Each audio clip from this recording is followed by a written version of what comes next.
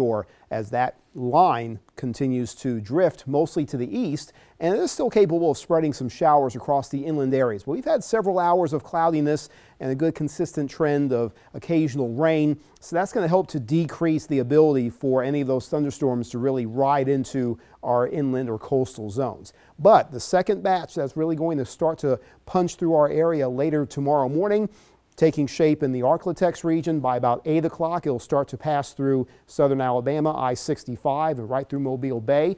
And that's likely going to be the zone where it has its peak strength. As it moves closer to the tri-state by late morning or early afternoon, we'll see some modest weakening, but only a little bit.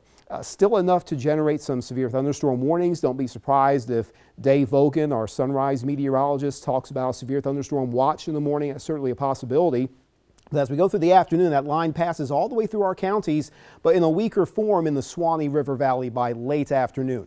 But what it means for our local areas is that most of us, if not all of us, will encounter some time of rain activity. It could be initially heavy and then start to decrease but become steady and lighter, but the gusty winds along the leading edge of that will also be encountered for most areas. But there's a belief, a strong belief, that western areas can have the stronger wind gusts, and that's why for tomorrow morning there's this orange shade, enhanced risk for severe weather, simply meaning numerous occurrences of strong gusty winds can occur in the Florida-Alabama line region, and it cuts off right at the tri-state, but it doesn't mean that we'll see much of a lesser extent, maybe not as strong of the wind gusts, but there's still a decent chance, about 15% for all of our local counties, that we can have wind gusts that reach or exceed 60 miles per hour, and perhaps even some occasional broader gust-related damage that can occur in the tri-state region. That's why the Storm Prediction Center highlights that as a significant zone of wind gust damage risk. So we do have to monitor that